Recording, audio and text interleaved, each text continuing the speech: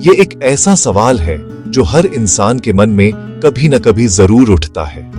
हम अपने चारों ओर देखते हैं और पाते हैं कि कुछ लोग जो बहुत अच्छे हैं, जो हमेशा दूसरों की मदद करते हैं, जो कभी किसी का बुरा नहीं सोचते, वे ही जीवन में सबसे अधिक कष्ट और पीड़ा सह रहे होते हैं।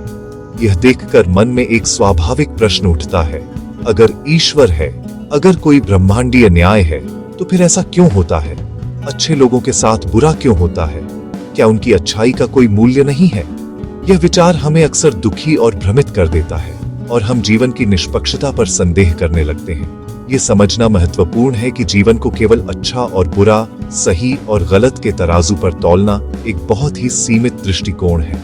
हम जिसे दुख या पीड़ा कहते हैं, वह अक्सर हमारी अपेक्षाओं और समझ का परिणाम होता है। जब चीजें हमारी इच्छा के अनुसार नहीं होती, तो हम उसे दुख का नाम दे देते हैं। लेकिन आध्यात्मिक दृष्टि से देखें तो जीवन एक बहुत बड़ी पाठशाला है। यहाँ हर अनुभव, चाहे वह सुखद हो या दुखद, हमें कुछ सिखाने के लिए आता है। यह सोचना कि अच्छा होने का मतलब यह है कि आपके साथ कभी कुछ बुरा नहीं होगा, यह जीवन की प्रकृति को गलत समझना है। जब हम किसी व्यक्ति को कष्ट में देखते हैं, तो हम केवल उसके वर्तमान जीवन का एक छोटा सा हिस्सा देख रहे होते हैं।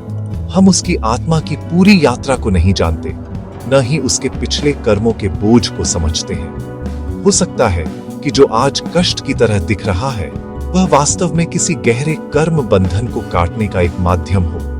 यह एक ऐसी प्रक्रिया है जो सतह पर दर्दनाक लग सकती है, लेकिन भीतर से यह आत्मा को शुद्ध और मुक्त कर रही होती है। इसलिए किसी के बाहरी हालातों को देखकर उसके अच्छे या बुरे होने का फैसला करना एक अधूरी समझ है। इस प्रश्न का उत्तर किसी बाहरी शक्ति या ईश्वर को दोष देने में नहीं, बल्कि जीवन की गहरी कार्य प्रणाली को समझने में छिपा है। जब आप यह स्वीकार कर लेते हैं कि जीवन केवल सुख भोगने के लिए नहीं है, बल्कि यह विकास और सीखने की एक प्रक्रिया है, तो दुख का स्वरूप बदल जाता है। तब यह एक दुश्मन नहीं, बल्कि एक शिक्षक लगने लगता है। यह हमें मजबूत बनाने, हमें अधिक दयालु बनाने और हमें जीवन के वास्तविक अर्थ के करीब ले जाने के लिए आता है। अच्छे लोगों के जीवन में दुख उनकी अच्छाई की परीक्षा नहीं, बल्कि उनकी आत्मा के विकास का एक महत्वपूर्ण हिस्सा हो सकता है। आध्यात्मिक मार्ग पर कर्म की अवधारणा को समझना बहुत आवश्यक है। ज्यादातर लोग कर्म को एक तरह की सजा या इनाम की व्यवस्था मानते हैं। अच्छा करो तो अच्छा मिलेगा, बुरा करो तो बुरा। लेकिन यह समझ बहुत सतही है। कर्म कोई ब्रह्मांडीय पुलिस व्यवस्था नहीं है जो आपके हर काम का हिसाब रख रही है। कर्म का सीधा सा अर्थ है क्रिया। आप जो भी करते हैं, चाहे वह शारीरिक हो, मानसिक हो या भावनात्मक, वह एक कर्म है। और हर क्रिया की एक स्वाभाविक प्रतिक्रिया होती है। यह भौतिकी के नियम जितना ही सरल और स्पष्ट है। जब हम कहते हैं कि कोई अपने पिछले कर्मों का फल भोग रहा है, तो इसका मतलब यह नहीं है कि कोई अदृश्य शक्ति उसे दंड दे रही है। इसका अर्थ यह है कि अतीत में की गई क्रियाओं की ऊर्जा ने कुछ परिणाम पैदा किए हैं जो अब सामने आ रहे हैं। इसे एक उदाहरण से समझें। यदि आप आज आम का बीज बोते हैं, तो आपको भविष्य में आम का फल ही मिलेगा, अमरूद का नहीं। यह कोई इनाम या सजा नहीं है, यह बस आपके द्वारा बोए गए बीज का स्वाभाविक परिणाम है। इसी तरह हमारे विचार, भावनाएं और कार्य ऊर्जा के बीज हैं जो समय आने पर फल देते हैं। अच्छे लोगों के जीवन में दुख का एक कारण यह हो सकता है कि वे अपने संचित कर्मों को चुका रहे हैं। संचित कर्म वे कर्म हैं जो इस जन्म से पहले के अनगिनत जन्मों से हमारे साथ चले आ रहे हैं। हो सकता है कि एक व्यक्ति इस जन्म में बहुत अच्छा और नेक हो, लेकिन उसके पिछले कर्मों का हिसाब अभी बाकी हो। उसका वर्तमान कष्ट उन पुराने बंधनों को काटने और आत्मा को हल्का करने का एक अवसर हो सकता है। यह एक सफाई प्रक्रिया की तरह है। जब आप घर की सफाई करते हैं, तो धूल और गंदगी निकलती है, जो थोड़ी देर के लिए असुविधाजनक लग सकती है, लेकिन अंत में घर साफ और सुंदर हो जाता है।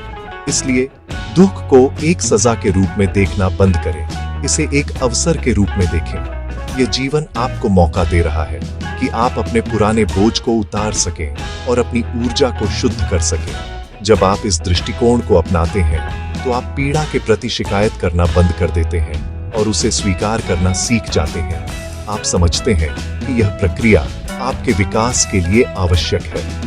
कर्म का खेल जटिल है, लेकिन इसका उद्देश्य आपको फंसाना नहीं, बल्कि आपको हर तरह के बंधन से मुक्त करना है, ताकि आप अपने वास्तविक स्वरूप को पहचान सकें।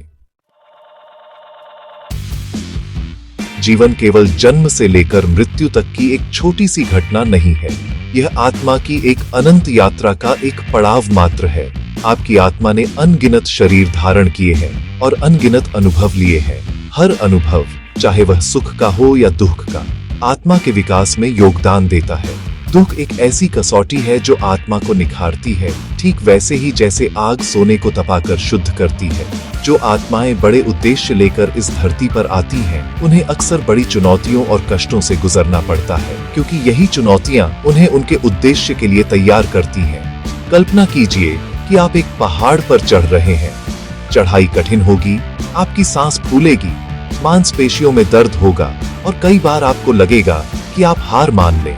लेकिन जब आप शिखर पर पहुंचते हैं, तो वहां से जो दृश्य दिखाई देता है, वह सारी थकान और पीड़ा को भुला देता है। जीवन में दुख भी कुछ इसी तरह काम करता है।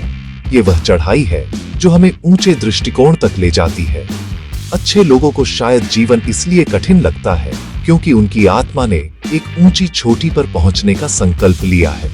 वे साधारण रास्तों पर चलने के लिए नहीं बने हैं। यह भी समझना जरूरी है कि जिसे हम अच्छा व्यक्ति कहते हैं, वह अक्सर बहुत संवेदनशील और करुणामय होता है।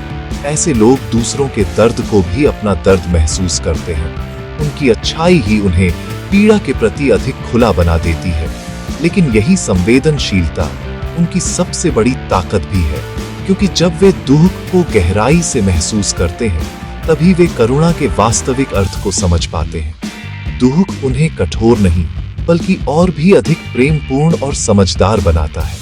यह उनकी आत्मा को विस्तार देता है और उन्हें ब्रह्मांड की एकता का अनुभव कराता है। इसलिए जब आप किसी अच्छे व्यक्ति को कष्ट में देखें, तो उसके लिए दया महसूस न करें, बल्कि उसकी आत्मा की शक्ति और साहस को पहचानें।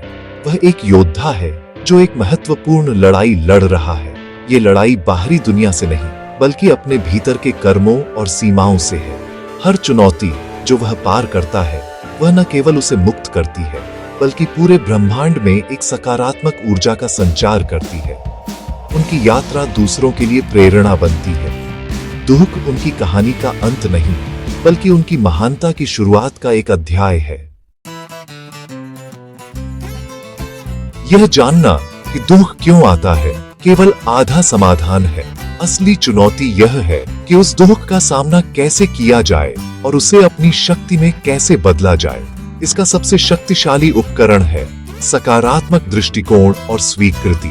जब आप जीवन में आने वाली हर परिस्थिति को बिना किसी शिकायत के स्वीकार करना सीख जाते हैं, तो आप पीड़ा से मुक्त हो जाते हैं। स्वीकृति का मतलब हार मान लेना नहीं है, बल्कि यह समझना है कि जो हो रहा है वह आपके विकास के लिए आवश्यक है। यह एक गहरी समझ है कि ब्रह्मांड आपके खिलाफ नहीं, बल्कि आपके पक्ष में काम कर रहा है। धैर्य और आस्था दो ऐसे स्तंभ हैं जो आपको दुख के तूफान में भी स्थिर रख सकते हैं। धैर्य आपको यह समझने में मदद करता है कि यह समय भी बीत जाएगा। कोई भी स्थिति, चाहे कितनी भी कठिन क्यों न हो, हमेशा के लिए नहीं रहती। जैसे रात के बाद दिन आता है, वैसे ही दुख के बाद सुख का आना भी निश्चित है। आस्था का अर्थ है जीवन की प्रक्रिया में विश्वास रखना। यह विश्वास कि अंत में सब कुछ ठीक हो जाएगा आपको आंतरिक शक्ति देता है। यह आस्था किसी बाहरी भगवान में हो सकती है या स्वयं अपने भीतर की शक्ति में हो सकती है। अपने दुख को दूसरों की सेवा का माध्यम बनाएं। जब आप कष्ट से गुजरते हैं, तो आप उन लोगों के दर्द को बेहतर ढंग से समझ पाते हैं जो समान परिस्थितियों में हैं। अपनी पीड़ा को अपनी कमजोरी न बनने दें, उसे अपनी करुणा का स्रोत बनाएं। जब आप दूसरों की मदद करने के लिए आगे बढ़ते हैं, तो आप चमत्कारिक रूप से अपने दुख को भूलने लगते हैं। सेवा एक ऐसा शक्तिशाली कर्म है जो न केवल दूसरों के जीवन में प्रकाश लाता है, बल्कि आपके अपने जीवन के अंधकार को भी दूर करता है। ये आपको आपके छोटे मैं से निकालकर एक बड़े उद्देश्य से जोड़ता है।